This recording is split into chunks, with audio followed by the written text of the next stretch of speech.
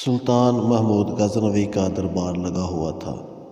دربار میں ہزاروں افراد شریک تھے، جن میں اولیاء، کتب اور ابدال بھی تھے۔ سلطان محمود نے سب کو مخاطب کر کے کہا، کوئی شخص مجھے حضرت خضر علیہ السلام کی زیارت کرا سکتا ہے؟ سب خاموش رہے۔ دربار میں بیٹھا ایک غریب دیہاتی کھڑا ہوا اور کہا، میں زیارت کرا سکتا ہوں۔ سلطان نے شرط پوچھی تو عرض کرنے لگا، 6 ماہ دریا کے کنارے چلہ کاٹنا ہوگا، لیکن میں ایک غریب آدمی ہوں، میرے گھر کا خرچہ آپ کو اٹھانا ہوگا۔ سلطان نے شرط منظور کر لی۔ اس شخص کو چلہ کے لیے بھیج دیا گیا اور گھر کا خرچہ بادشاہ کے ذمے ہو گیا۔ 6 ماہ گزرنے کے بعد سلطان نے اس شخص کو دوبارہ حاضر کیا اور پوچھا تو دیہاتی کہنے لگا، حضور کچھ وظائف الٹے ہو گئے ہیں، لہٰذا 6 ماہ مزید لگیں گے۔ مزید 6 ماہ گزرنے کے بعد سلطان محمود نے دربار میں اس شخص کو دوبارہ پیش کیا گیا تو بادشاہ نے پوچھا، میرے کام کا کیا ہوا؟ یہ بات سن کے دیہاتی کہنے لگا، بادشاہ سلامت، کہاں میں گنہگار اور کہاں حضرت خضر علیہ السلام؟ میں نے آپ سے جھوٹ بولا، میرے گھر کا خرچہ پورا نہیں ہو رہا تھا، بچے بھوک سے مر رہے تھے، اس لیے ایسا کرنے پر مجبور ہوا۔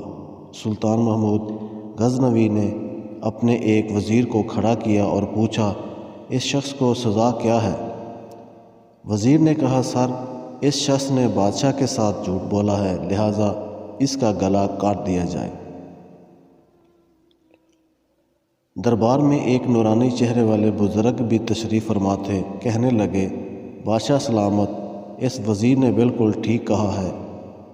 بادشاہ نے دوسرے وزیر سے پوچھا، آپ بتاؤ؟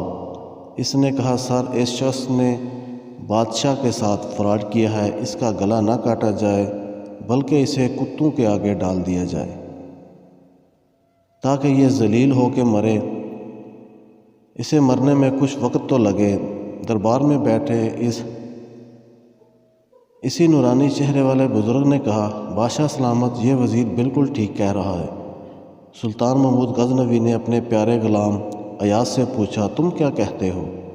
ایاز نے کہا، بادشاہ سلامت، آپ کی بادشاہی سے 1 سال ایک غریب کے بچے پلتے رہے، آپ کے خزانے میں کوئی کمی نہیں آئی اور نہ ہی اس کے جھوٹ سے آپ کی شان میں کوئی فرق پڑا۔ اگر میری بات مانے تو اسے معاف کر دیں، اگر اسے قتل کر دیا گیا تو اس کے بچے بھوک سے مر جائیں گے۔ ایاز کی یہ بات سن کر محل میں بیٹھا وہی نورانی چہرے والا بابا کہنے لگا، ایاز بالکل ٹھیک کہہ رہا ہے۔ سلطان محمود غزنوی نے اس بابا جی کو بلایا اور پوچھا، آپ نے ہر وزیر کے فیصلے کو درست کہا، اس کی کیا وجہ ہے؟ مجھے سمجھائی جائے۔ بابا جی کہنے لگا، بادشاہ سلامت، پہلے نمبر پر جس وزیر نے کہا اس کا گلا کاٹا جائے وہ قوم کا قصائی ہے، اور قصائی کا کام ہے گلے کاٹنا۔ اس نے اپنا خاندانی رنگ دکھایا۔ غلطی اس کی نہیں، آپ کی ہے کہ آپ نے ایک قصائی کو وزیر بنا لیا۔ دوسرا، جس نے کہا اسے کتوں کے آگے ڈالا جائے، اس وزیر کا والد بادشاہوں کے کتے نہلایا کرتا تھا، کتوں سے شکار کھیلتا تھا، اس کا کام ہی کتوں کا شکار ہے، تو اس نے اپنے خاندان کا تعارف کرایا۔ آپ کی غلطی ہے کہ ایسے شخص کو وزارت دی۔ جہاں ایسے لوگ وزیر ہوں وہاں لوگوں نے بھوک سے ہی مرنا ہے۔ اور تیسرا، ایاز نے جو فیصلہ کیا تو سلطان محمود سنو، ایاز سید زادہ ہے۔ سید کی شان یہ ہے کہ سید اپنا سارا خاندان کربلا میں ذبح کرا دیتا ہے، مگر بدلہ لینے کا کبھی نہیں سوچتا۔ سلطان محمود اپنی کرسی سے کھڑا ہو جاتا ہے اور ایاز کو مخاطب کر کے کہتا ہے، ایاز، تم نے آج تک مجھے کیوں نہیں بتایا کہ تم سید ہو؟